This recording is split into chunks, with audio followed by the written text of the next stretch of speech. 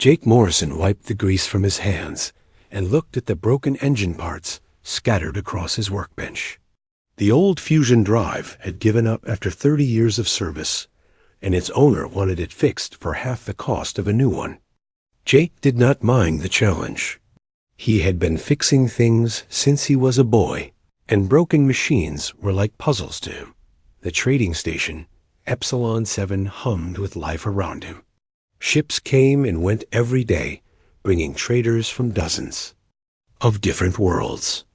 Jake had seen many strange aliens in his 5 years working here, but he still found them fascinating. Some walked on 2 legs like humans. Others had 4 or 6 or even more. Some breathed the same air as humans, while others needed special masks or suits. Jake was reaching for his plasma torch when he heard a crash outside his workshop. Through the small window, he saw something large fall near the docking bay. At first, he thought it might be cargo that had fallen from a ship. Then he heard a low moan that sounded like pain. He dropped his tools and rushed outside. What he found made him stop in his tracks. A tall figure lay crumpled on the metal floor, clearly hurt. The being was unlike any alien Jake had seen before.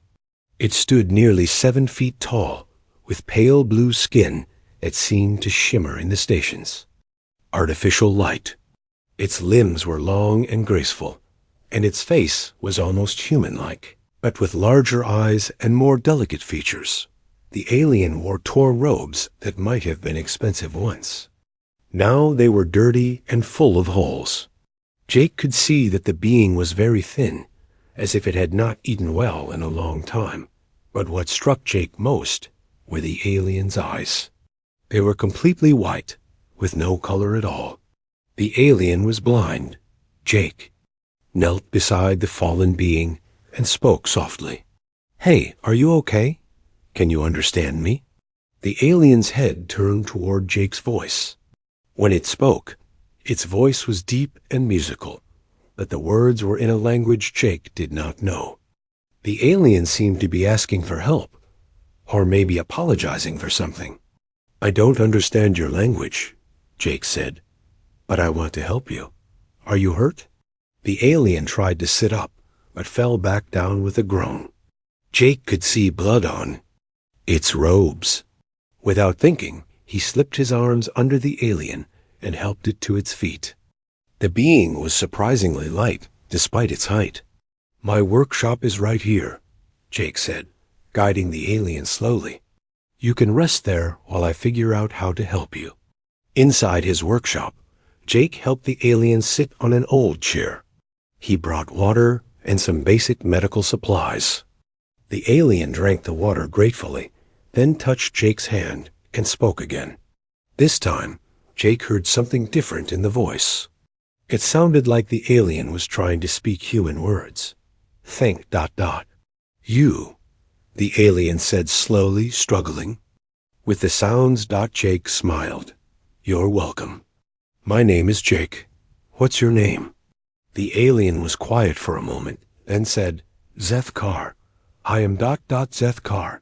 Over the next few hours, Jake learned more about his unexpected guest. Zethkar spoke some basic human language, though it was clear he had not used it much.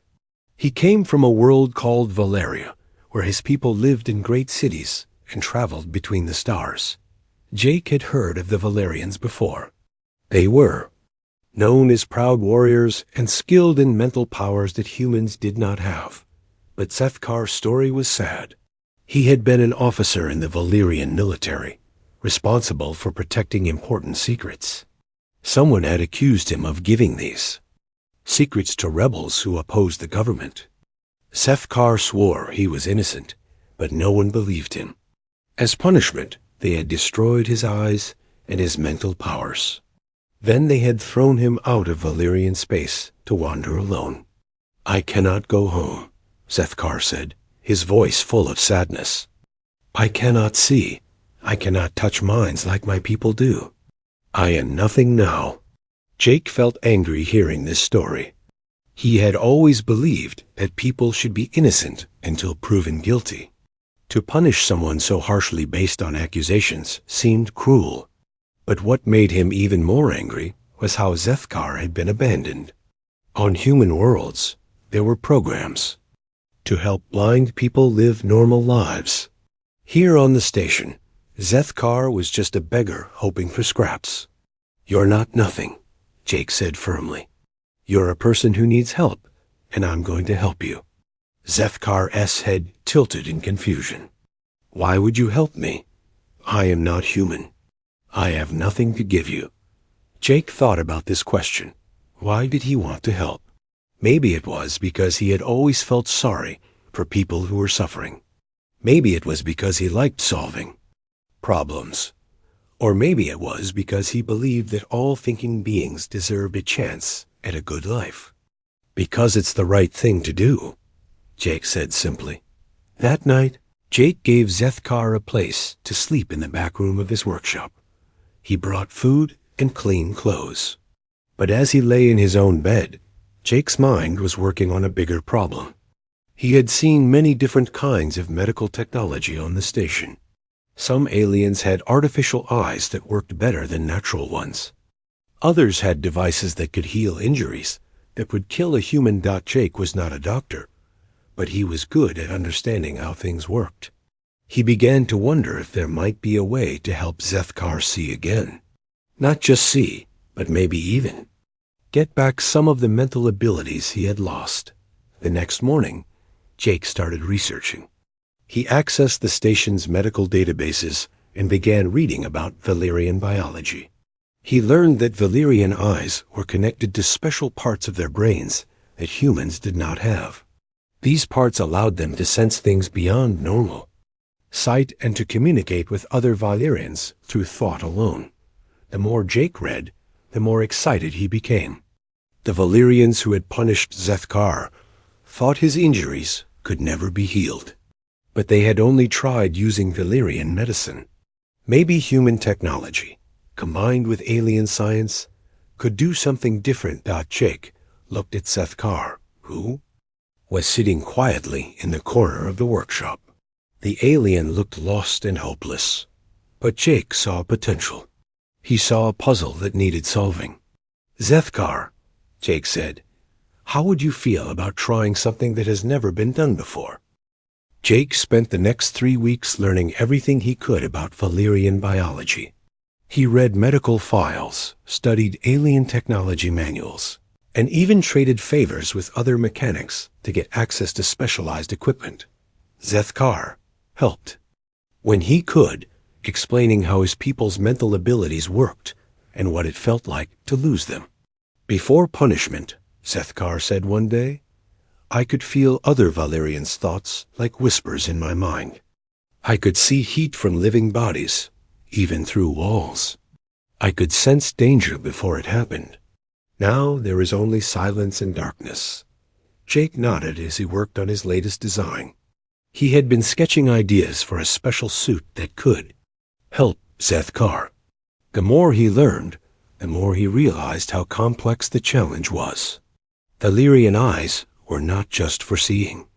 They were connected to parts of the brain that processed mental energy and telepathic signals. "What if I could build something that does all those things?" Jake asked. "Not just give you sight, but give you back your other abilities too." Zethkar was quiet for a long moment. "My people tried for many years to heal others like me. They always failed. Why do you think you can succeed?" Jake looked up from his work. "Because I'm not trying to fix what was broken. I'm trying to build something completely new." The project consumed all of Jake's free time. He worked late into the night, surrounded by pieces of alien technology he had bought, borrowed, or salvaged. Some parts came from medical devices used by different species. Others came from communication equipment or even weapon systems. Jake was combining technologies that had never been put together before. The hardest part was creating the neural interface. This was the system that would connect the suit to Zethkar's brain. Jake studied brain scans of healthy Valyrians and compared them to scans of Zethkar's damaged neural pathways. He could see exactly where the injuries were and how they had affected the connections between different parts of the brain. "I think I can bypass the damaged areas," Jake told Zethkar one evening. "Instead of trying to repair them, I can create new pathways using the suit's computer system." The suit itself was a work of art. Jake had designed it to be sleek and lightweight, covering Zethkar's upper body and head without being bulky or uncomfortable. The helmet portion contained advanced optical sensors that could see in many different spectrums of light. These sensors were connected to a powerful computer that would process visual information and send it directly to Zethkar's brain. But Jake's most ambitious addition was the telepathic enhancement system. He had studied how Valerian mental abilities worked and created artificial organs that could detect and transmit the same kind of mental energy. If his calculations were correct, the suit would not only restore Zethkar's original abilities, but make them stronger than they had ever been. The computer system that controlled everything was something Jake was particularly proud of. He had programmed it to learn from Zethkar's thoughts and adapt to his needs. Jake named the system Harmony because it was designed to work in perfect balance with Zethkar's natural biology. "This is incredible work," said Dr. Ellen Parker, the station's chief medical officer, when Jake showed her the completed suit. "I've never seen anything like it. Are you sure it's safe?" Jake had run hundreds of tests and simulations. The suit's power systems were stable. The neural interfaces were carefully calibrated, and all the safety protocols were in place. But he knew that the real test would come when Zethkar actually used it. "There's always risk," Jake admitted, "but Zethkar has agreed to try it. He says that even if it fails, he'll be no worse off than he is now." The day of the first test, Jake was more nervous than he had ever been in his life. If something went wrong, he could seriously hurt his friend. But if it worked, he would have accomplished something that the most advanced medical science in the galaxy had said was impossible. Zethkar sat calmly as Jake helped him put on the suit. The alien had been preparing for this moment for weeks, practicing meditation techniques that would help him adjust to the new sensations he might experience. "Are you ready?" Jake asked, his hand hovering over the activation switch. Zethkar nodded. "I have been ready for this my whole life." Jake pressed the switch. For a moment, nothing happened. Then the suit's lights began to glow softly, and the computer systems came online.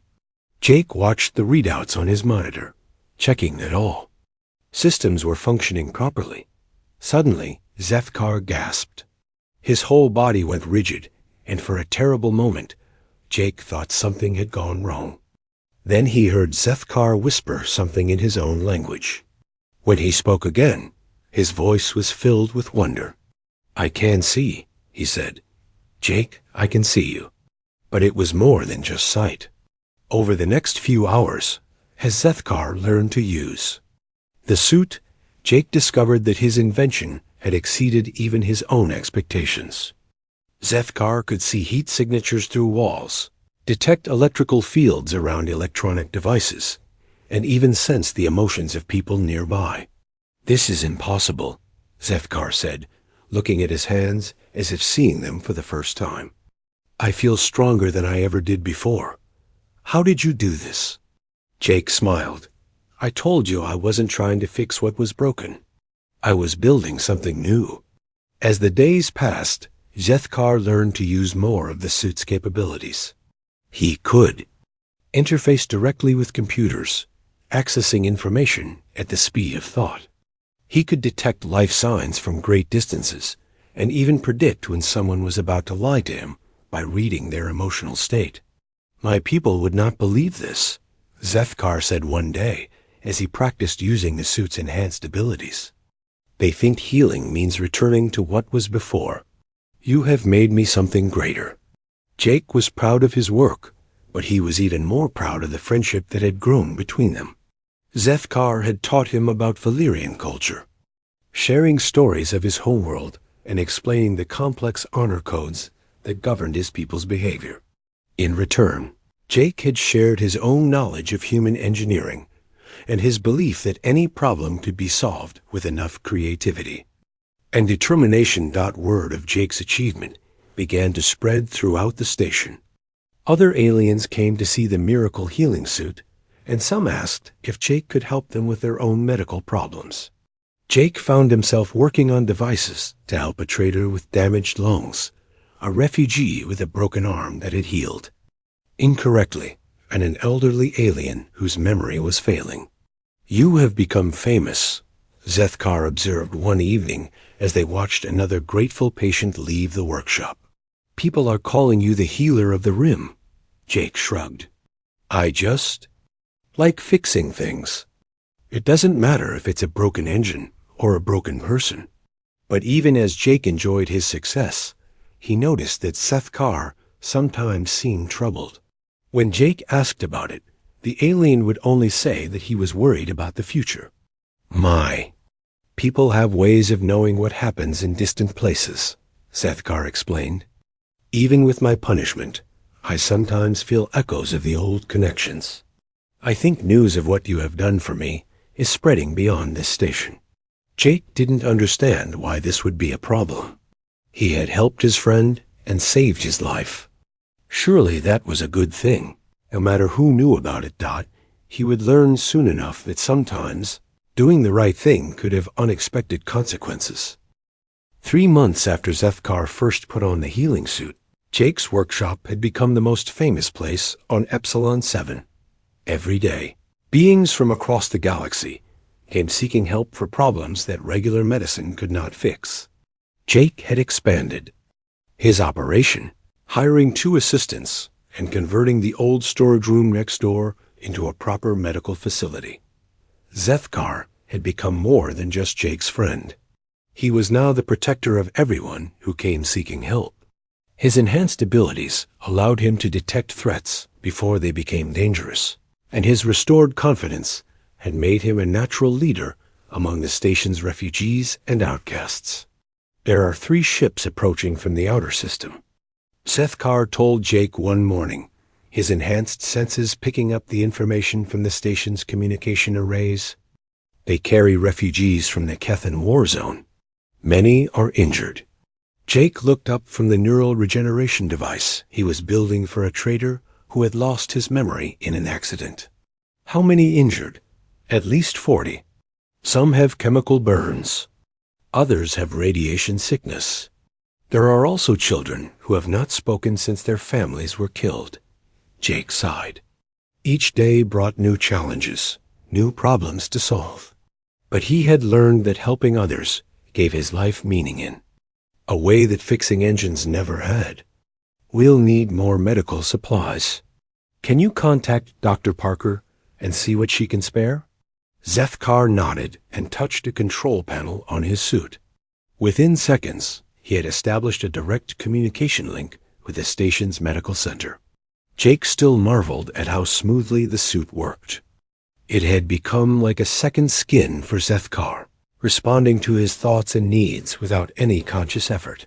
Over the past months, Jake had continued to improve the suit's capabilities.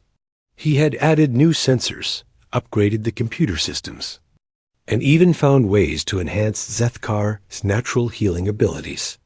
The alien could now help others recover from injuries just by touching them, channeling healing energy through the suit's biofield generators. "Dr. Parker says she can provide basic medical supplies," Zethkar reported. "But she wants to know if you can create something to help the children who have been traumatized. Regular therapy is not working for their species." Jake thought about this. He had been working on a device that could help repair damaged neural pathways, but he had never considered using it for psychological trauma. "Maybe I can modify the neural interface technology. If I can create a device that helps them process their memories safely." "You always find a way," Zethkar said with something that might have been a smile. Valyrian faces were hard for humans to read, but Jake had learned to recognize his friend's expressions. As Jake worked on the new device, He noticed that Sethkar seemed more troubled than usual. The alien had been having strange dreams lately. Visions of his homeworld that seemed too vivid to be just memories. "Tell me about these dreams," Jake said during their lunch break. Sethkar was quiet for a long moment. "In my culture, we believe that strong emotions can create connections across vast distances. When I was punished, they tried to cut all my connections to other Valyrians. But your suit has made me stronger than I was before. I think I am feeling echoes of what is happening on my homeworld." "What kind of echoes?" "Fear, excitement. Something else, curiosity. I think they know about what you have done for me." Jake felt a chill run down his spine. "Is that bad?" "I do not know. My people are proud, and they do not like to be shown that their ways are not perfect. But they also respect strength and innovation. The fact that a human has accomplished what our greatest healers could not. It will cause much debate in the Imperial Court." Before Jake could respond, an alarm began blaring throughout the station. The emergency communication system crackled to life, and the voice of Station Commander Murphy filled the air. "All residents, this is a priority announcement. We have received word that a Valyrian Imperial fleet has entered our system. They are requesting permission to dock. All non-essential personnel should remain in their quarters until further notice." Jake and Sethkar looked at each other. They both knew this was not a coincidence. "They have come for me," Sethkar said quietly. "Or perhaps for you. Or both." Jake felt his heart racing. He had heard stories about the Valyrian Empire's power. Their ships were said to be the size of cities, and their military was feared across the galaxy. "What do we do?" "We wait," Sethkar said, "and we prepare for whatever is coming." Over the next few hours, Jake watched through his workshop window as the largest ship he had ever seen approached the station. The Valyrian flagship was like a moving mountain, its dark hull covered in weapons that could destroy entire worlds. Smaller ships surrounded it like a protective swarm. The station's population was in a state of panic. Many aliens remembered the last time the Valyrian fleet had visited this sector. It had been during a conflict with rebels, and several neutral stations had been destroyed just for refusing to provide information. Jake Morrison and the being known as Sethkar came a new voice over the communication system. This voice was deeper and more commanding than Commander Murphy's. "You are commanded to present yourselves aboard the flagship Eternal Dominion within 2 hours. Any delay will be considered an act of defiance against the Valyrian Empire." Jake's mouth went dry. "They want both of us." Sethkar stood up, his enhanced senses already scanning the station for threats. "There are 300 Imperial Marines aboard that ship. They have energy weapons that can cut through the station's hull like paper. We have no choice but to go. What will they do to us?" "That depends on who is commanding the fleet. If it is one of the military commanders, they will likely try to take your technology by force. If it is someone from the royal court, Sethkar paused. Then we may have a chance to negotiate." Jake began gathering his most important research files and equipment designs. If the Valyrians wanted his technology, at least he could control how much they learned about it. What about all the people we've been helping? What about the refugees arriving today? They will be safe for now. The Valyrians are not interested in common people, only in power and technology.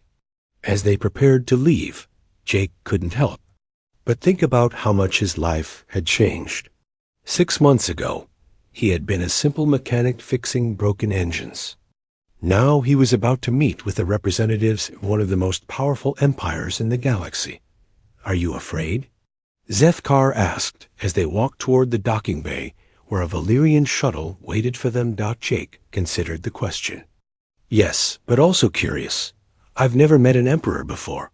"You may not meet the emperor himself, but whoever is commanding this fleet has enough power to destroy this entire system if they choose to."